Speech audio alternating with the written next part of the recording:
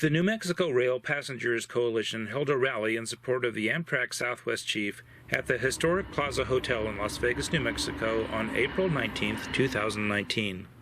Various elected officials, including Governor Lujan Grisham of New Mexico, spoke about the importance of the Amtrak Southwest Chief to their local communities. As many of you know, this is our second event that we had here in New Mexico. Our first event was in Lamy, New Mexico, in support of the Southwest Chief and the national network, in spite of recent events that have taken place in Washington, D.C. and with Amtrak headquarters, as many have known. The one thing that we've walked away from this experience is knowing that the Southwest Chief is, America's sweetheart, if you want to call it. It connects America's towns with, America's biggest cities, and, with a lot of talk of, hey, let's get rid of, passenger rail trains because no one rides them, that made us as young adults here in our state say, enough's enough. Amtrak CEO Rich Hendrickson needs to see that America loves passenger rail, and we need to, work together, so to say, and, work with your leaders, work with your city council members, work with your county officials. They are heavily in touch with your federal leaders who have fought so diligently on this issue. But without further ado, let me introduce our first guest. Right now we got Mayor Giron Gurule, City of Las Vegas. It is with great pleasure that I welcome you to today's event in support of our Amtrak Railway. We support the railroad's strategy to grow passengers rail service along heavily traveled corridors. There is literally no place like Las Vegas, as our history is unique and our culture is distinctive. We have over 900 buildings on the National Register of Historic Places, more than any other municipality in the USA.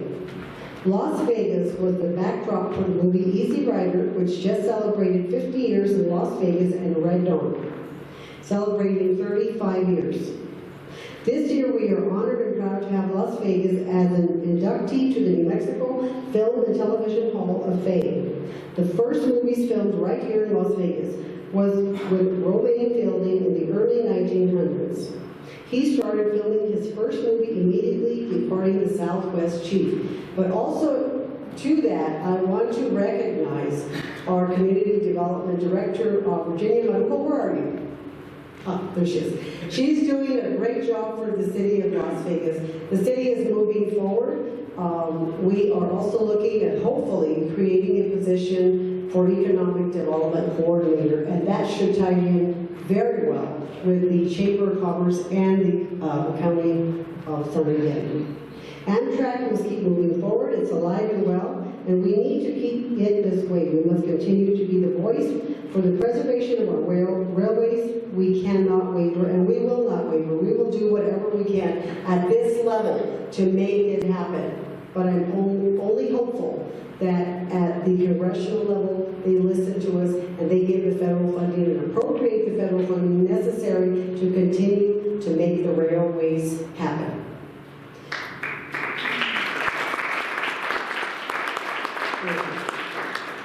Remaining open to all of its fundamental value of the future success of our railways. You don't have to drive here to get here. Make the trip memorable by arriving on the Southwest Chief Amtrak line, just like back in the good old days, the arrival of the train transportation. Now, I don't know how many of you have actually taken a ride on a train. Wow, that's amazing. Now, I actually, my family, I wanted them to experience this years ago. We took the train from Amtrak here all the way to Chicago, to Boston, to New York, and back. It was like a 2-week trip, ate there, slept there. It was amazing. I didn't get much sleep, but the experience with the family was amazing. So yes, I encourage you vehemently to continue to support the railways, and please take a ride on the railway. It's memorable. Thank you all for your continued support of Amtrak and everyone who has worked hard to make today's event a success. A special thank you to Adrian Gurule, my primo, I'm just kidding, for keeping the momentum going strong and creating today's rally event. Thank you to everyone for taking the time to visit our friendly atmosphere and the small town hospitality. My name is Garcia. I am the Vice Chairman of the San Miguel County Commission, and I'd like to thank each and every one of you for being here this afternoon. Amtrak is a very strong component of San Miguel County. Amtrak became part of service here in the late 1800s, when the Santa Fe Trail was still a large part of commerce in New Mexico. Many of you know the Santa Fe Trail is part of the same path that Amtrak takes to northeastern New Mexico. The Montezuma Castle, the Castaneda Hotel, Plaza Hotel, amongst many other businesses were built here around the town, around the turn of the century when the railroad service started. With railroad service that meandered through the community, back when this town was a railroad community, there used to be a railroad that came from the roundhouse through the Old Town Park here, and it made its way up to Montezuma. There was 7 ice dams up past the castle, and that's where the train used to go through. It would be very detrimental to Las Vegas and all of northeastern New Mexico if we lose Amtrak service in this area. One example, and it's a given number, property taxes generated through Burlington, Northern and Santa Fe Railway, which is the owner of the track where Amtrak service is provided, equal $674,000 annually for San Miguel County. So if the railway service was to discontinue, we would lose that much in property taxes for San Miguel County. Imagine how much of an impact that would make to our local schools, not alone just San Miguel County itself. Just a little over, almost $750,000 on an annual basis that we would be losing. So it's very important that we keep Amtrak service, and I just want to let everyone know that on behalf of San Miguel County, we are here to support whatever interest there is to continue keeping Amtrak service in northeastern New Mexico. Thank you very much. From Las Vegas. As Adrian said, my name is Kathy Hendrickson, and I am the owner of a tour business called Southwest Detours.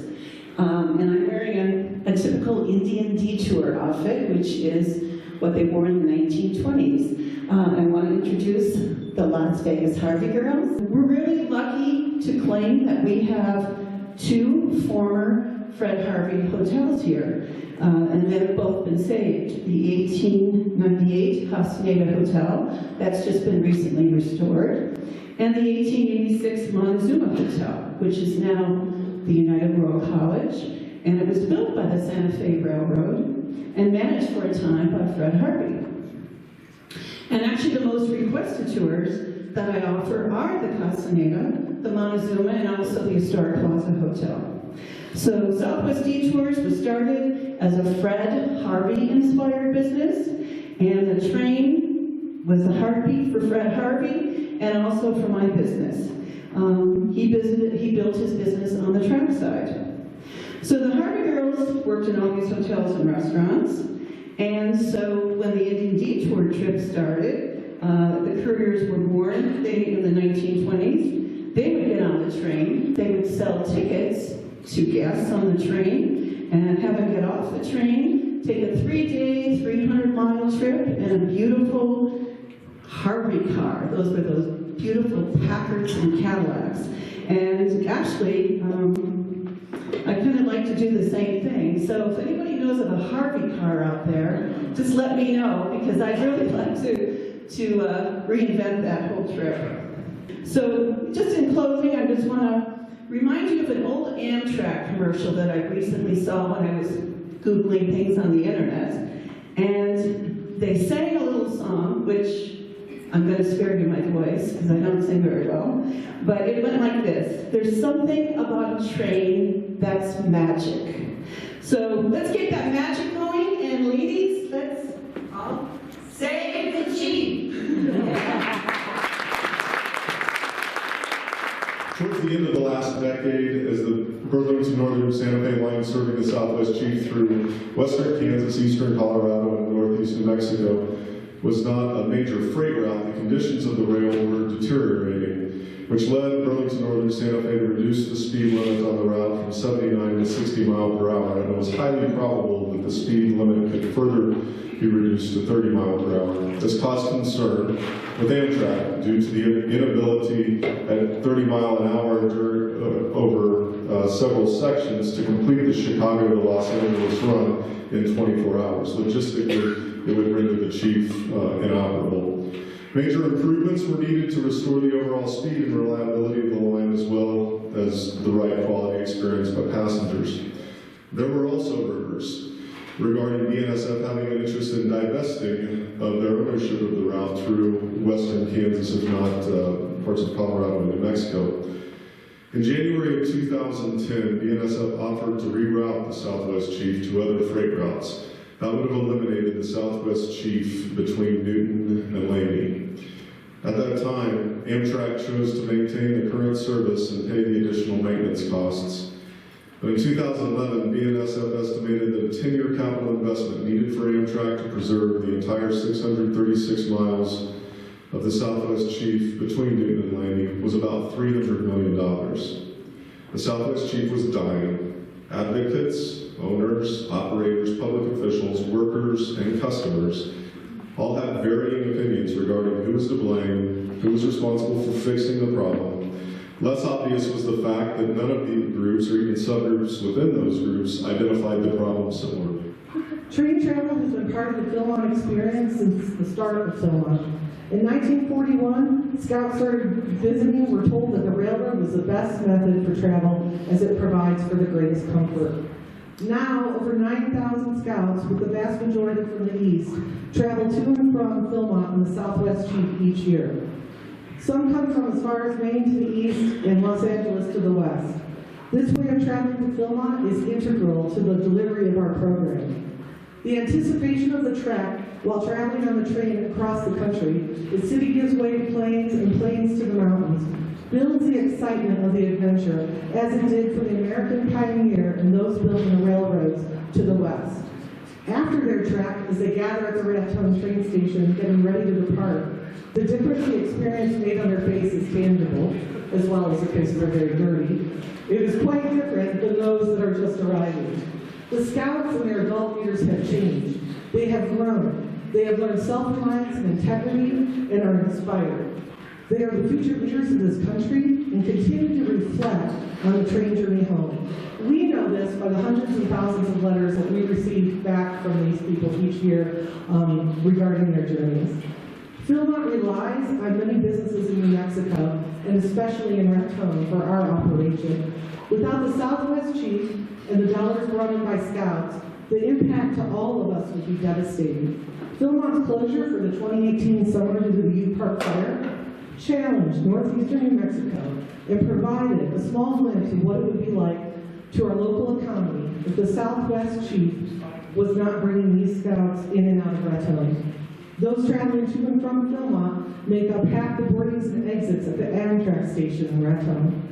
When you look at the Rail Passengers Association Amtrak New Mexico fact sheet, the difference between the 2017 station ridership for Raton at 15,122 versus 2018 at 7,392 is illustrative of the impact Philmont has. 7,730 fewer boardings, alightings in 2018.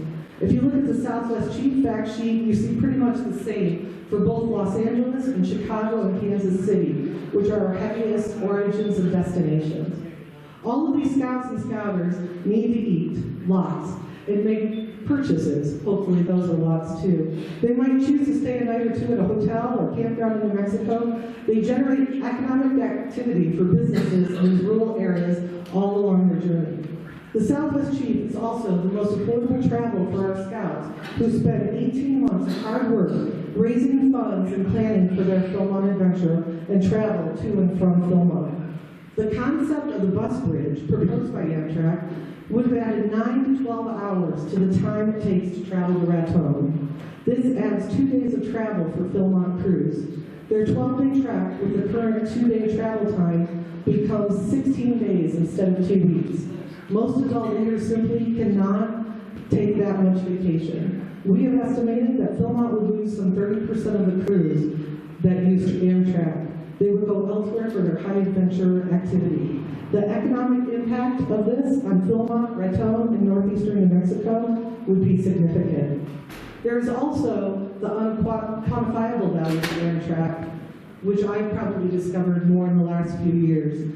Philmont's outdoor gear store, called the Tooth of Time Traders, has been named Outdoor Store of the Year in the outdoor industry, as well as one of the top 100 outdoor gear stores for the last 7 years, I believe. And as the store grew, and living in rural New Mexico, you may find not a lot of people come to visit you sometimes, and it was hard to get vendors to come and see us. Once we became a player on the stage, every vendor wants in our door. And what they found out, or what we found out, is that the demographic of 14 to 17-year-olds sets the stage for purchasing for the rest of their lives. So a lot of our vendors are competitive to get into our store because they know it's their chance for their product to be used by this demographic. So customer preference will influence those purchases for the rest of their lives. That is the unquantifiable value to Amtrak, as this trip to Raton and the Southwest Chief introduces train travel to thousands upon thousands of young people each summer and will influence their future travel choices. I want to thank the senators of New Mexico, Heinrich and Udall, for spearheading the amendment in the U.S. Senate to maintain the Southwest Chief Rail Route, and thank you to our new governor for supporting this. They all understand the importance of the Southwest Chief to New Mexico and to the United States, and Philmont Scout Ranch remains steadfast in its commitment to the Southwest Chief. I want to introduce a good friend, a great family friend, a great personal ally, and a great mentor, Mr. Rael.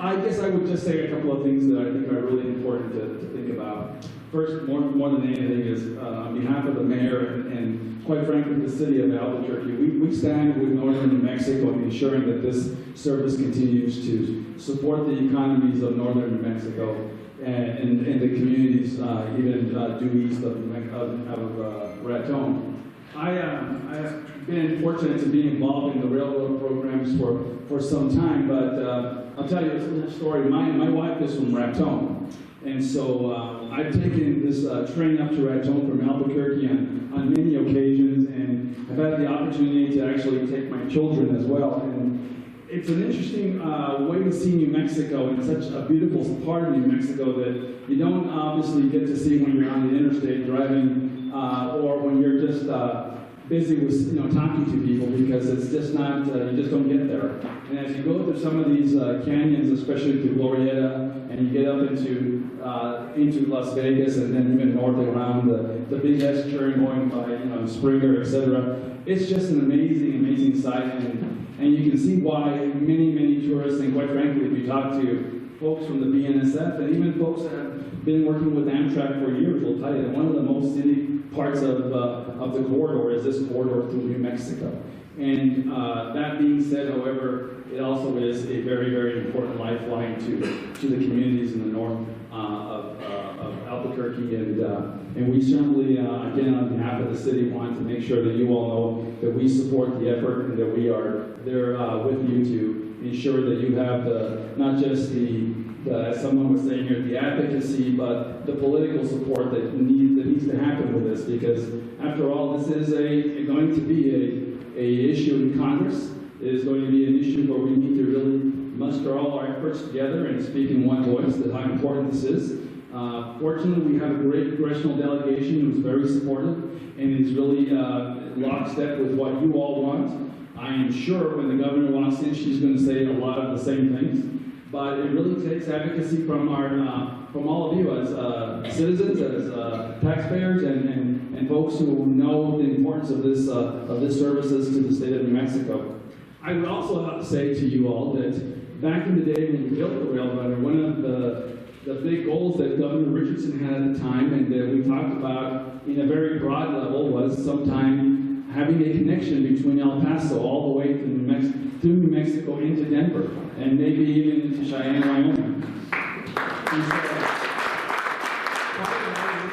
really looking at an infrastructure that we have that served to open up the West and to create some of our towns years ago and that we somewhat abandoned over our preferences in having an automobile and traveling on our interstates. But the fact of the matter is that as we look at global warming, as we look at being conscientious about our footprint on an impact on the environment, that our locomotives and our rail system is really a very underutilized infrastructure. And that's what really made early on the rail under a very good project for New Mexico. Here we have a rail line going through Albuquerque, Belen, into Santa Fe that's underutilized, 2 or 3 freight trains maybe a week, Amtrak 2 days a week, and otherwise it sits there as an abandoned infrastructure. And when you think about the cost of building rail, and you think about that infrastructure, you begin to realize that we really have an asset here that can really be utilized in a much more effective manner, not just to move freight, but also to connect communities with each other and create the economic lifeline that our communities need. So I will tell you that on behalf again of the mayor of Albuquerque and the citizens of Albuquerque, we stand with northern New Mexico to ensure that we spread the advocacy for continuing this service, and if not, that we begin to look at how we might want to use the commuter rail system and maybe bringing the rail runner up north to connect to Las Vegas and up to Springer and into Raton, and then maybe make the connection with Amtrak in Albuquerque. I mean, there's opportunities for us to do so many things, but we've got to really put our collective minds together and show our support. So, again, thank you so much for sharing. Just kidding, like the president of the Colorado Rail Passenger Association. The 3 states, Kansas, Colorado, and New Mexico, have raised $150 million to support this train. Now, 50 of that is, 47 of that is still to be spent. Quite a bit of it will be here in New Mexico and quite a bit in Colorado and Kansas. But this is sustaining this train, and it's really due to the advocacy, the public support that you've voiced, and the diligence and the persuasiveness of our congressional delegations. And I might add, those delegations represent both political parties. So this is an extremely strong and valid issue. Let me tell you a little bit what we're doing now in Colorado. In our 2017 legislation, we created a Southwest Chief and Front Range Passenger Rail Commission. The purpose of that commission is to sustain and expand the service of the Southwest Chief. We would like to add a stop in Pueblo, Colorado, and possibly a stop in Walsenburg. Amtrak and our economic development people, our CDOT people, did a study on that and realized that would generate $4 million of additional net for the train and over 16,000 passengers. It's very conceivable that we'll be able to do that over the next decade. It won't be cheap, but it will be extremely valuable. We also created, or the commission also is charged with developing or facilitating the development of front-range passenger rail. And if I had my slide up here, you would see that it runs in our vision from Wyoming all the way down to New Mexico and possibly to El Paso. We're going to start in Colorado because we're going to have to pay for it in our own state. But our goal is to extend that service. And I'm pleased to say that Wyoming just sent a legislative delegation down to see us several months ago, and they joined our commission as a non-voting member.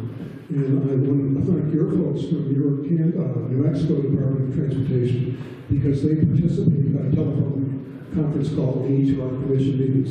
So although we are starting in the Front Range of Colorado along the Rockies, the fact of the matter is we're contemplating already running this system. And several speakers have said before, all the way, some people would like to say from Philmont, Montana, all the way down to El Paso. I can see Cheyenne, Albuquerque goes through with that.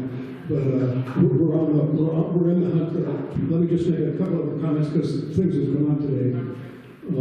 First of all, on equipment, we have been as advocates, and our delegations have been after Amtrak to seek funding for equipment. They've been very shy about asking for resources.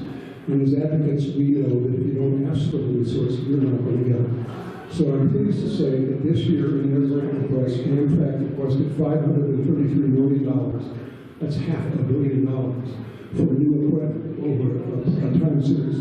This will include locomotives and equipment for our trains, the national network, which, as you know, is desperately needed. So we were very pleased to see that. I'll also report that I spent last weekend in Arizona meeting with Texas, California, and Arizona representatives. The major topic of discussion was the Southwest Chief, although the Sunset Limited also was a train that goes into Texas, so we consider that. All of those states, all of the advocates in those states are strong supporters of continuing this service. We've also gotten the same support from Illinois and Missouri. So this is, although our 3 states are rural states for the most part, we have 8 states, and all but one of those senators in those 8 states on board now. And recently drafted a letter, and 2 senators signed it in support of this train and what we're trying to do here. So we're very pleased and very proud of our delegation's support. And I would simply say the same thing that I think every other city manager, county manager, mayor or administrator along the line would say. It's not just important to our local economy, it's critical, it's essential. As somebody once said, this is not a matter of life and death, this is more important than that. So for us, I think that those local administrators would also echo that it's becoming difficult as far as local communities to meet those basic demands for services that we need to provide to the public, improve quality of life in our small communities, and look forward to those opportunities that are coming up. Commonly, those opportunities are really geared towards the larger, more urban communities. They're very competitive, and it's difficult for our smaller communities to compete on that level. And if you're a small community, you don't want to lose anything that you have. And so when we talk about something as important as the Southwest Chief and rail transportation, we really need to keep the struggle going, keep the fight going. And I appreciated the comments of Matt Allen, and he gave me a unique perspective when he said advocacy, diplomacy, those are important strategies as far as moving What forward. I do is, in my opinion, represent not only the 150 New Mexico members of that organization, but every New Mexican who takes the train, whether it's from one stop in New Mexico to another stop in New Mexico, and I've seen a lot of that, or from New Mexico to another state. The Bustitution kind of said to them, this might happen to your train also, and so the Southwest Chief Bustitution was the canary in the mine, as Jim Matthews called it.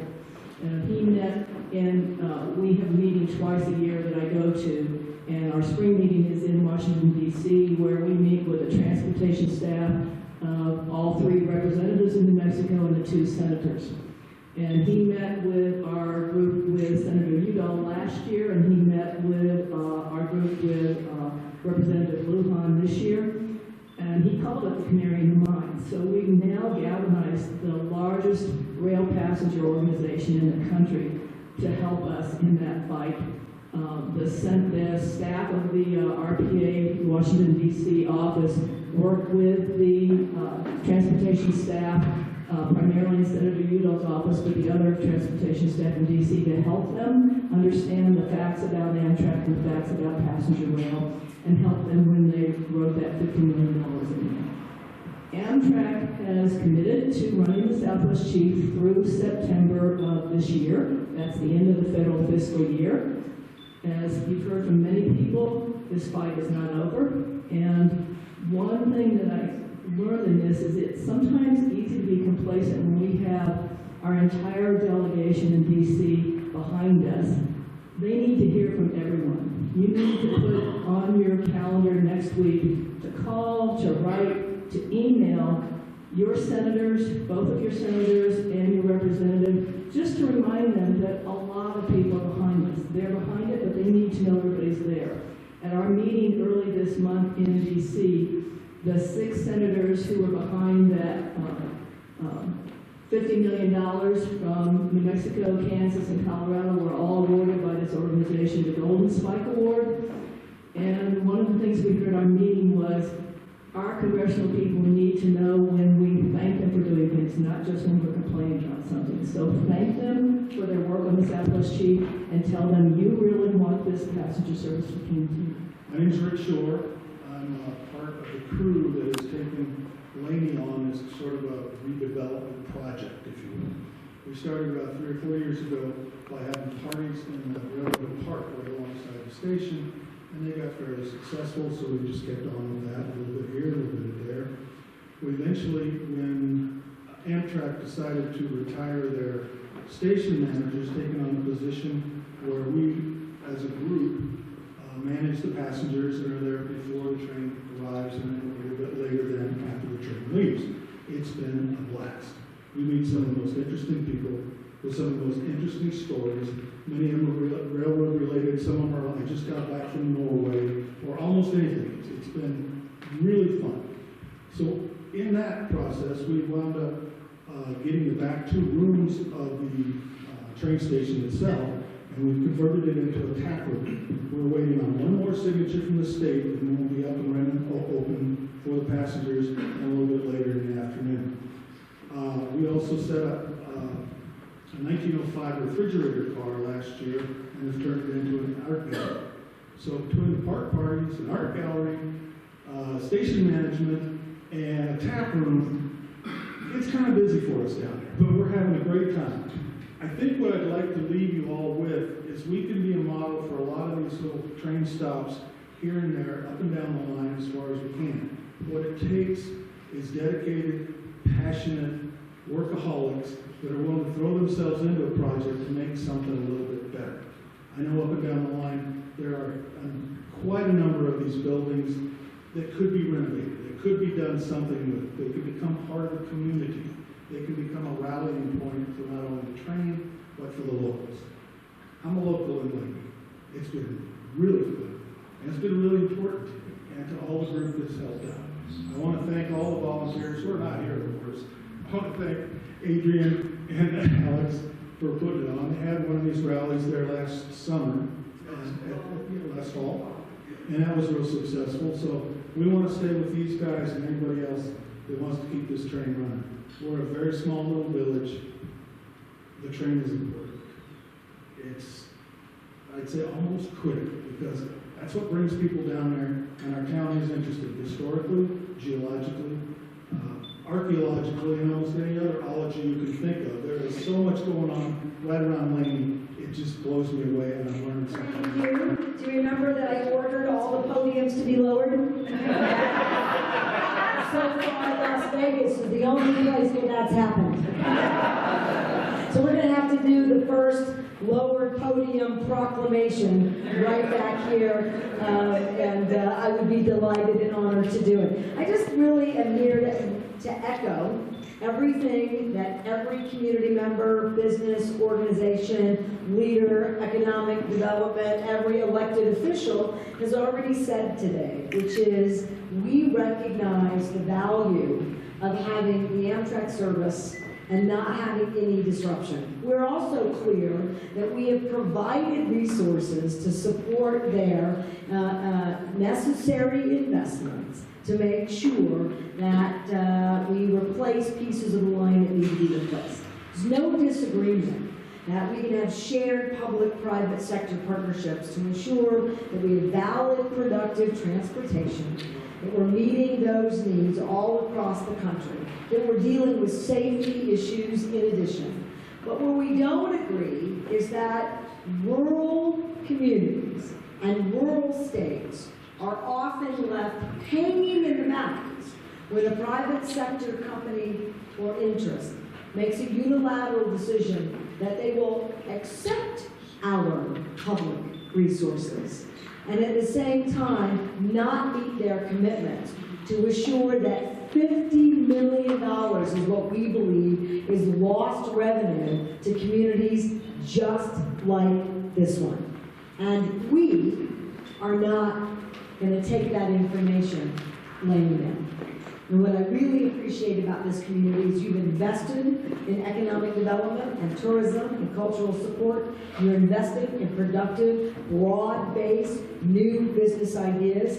We have a vision for this community and county that's not just based on outdoor recreation and tourism and education, but having all of the above approach in terms of economic interest. And to do that productively, we have to maintain the tourism, travel, and interest in all of these communities. And you have my commitment to continue to push that information out and to hold all of our private sector partners accountable to the highest degree. And I know that you already know that your delegation is 1,000% on board. And the thing that maybe I can offer, in addition to high praise for this community, is let's get governors in the Southwest region to determine to stand up in a unified position to make sure that they don't.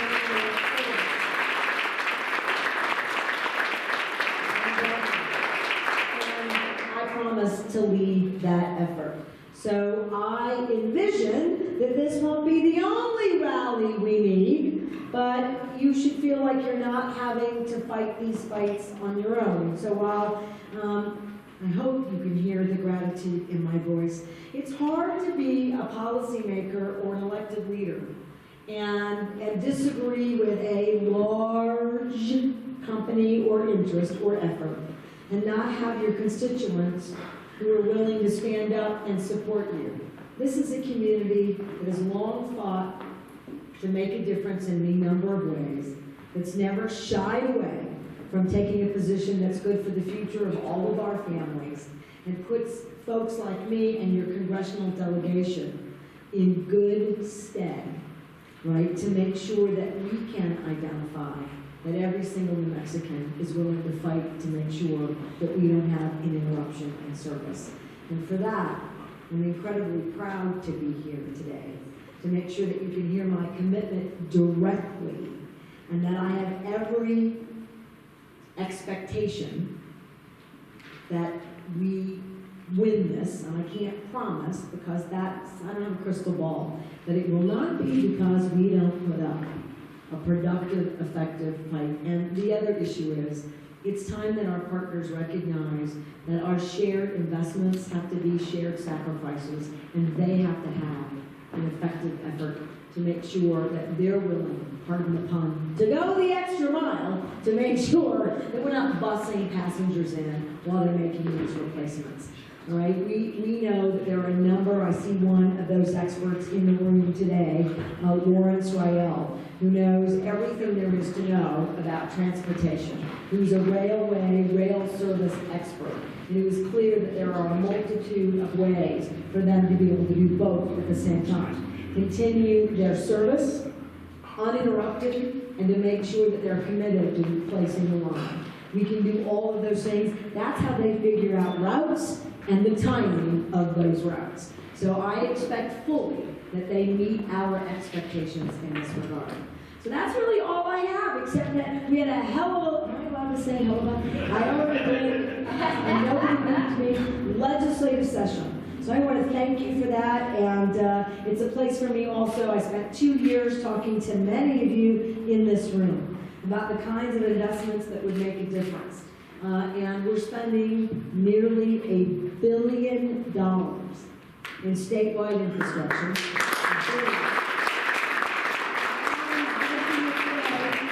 Right here in these communities, we leave no rural community or county behind. We have nearly $500 million making its way into your schools. And as a significant percentage of that $500 million is making sure our teachers don't get left behind.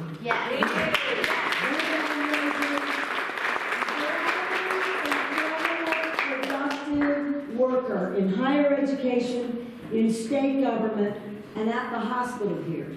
We promised raises for those personnel. They got them. All right, and so we are going to make it, and we've done diversified, widespread economic development. I feel very good about this legislative session, and by no means are we done, but we're going to turn rural New Mexico around in so many different productive ways, and you're the reason for that. And I want to thank you for being such incredible advocates, responsible citizens, and making sure that your families are represented, are protected, and that their ideas are fully engaged in state government. So thank you for that, and it's lovely to see everyone.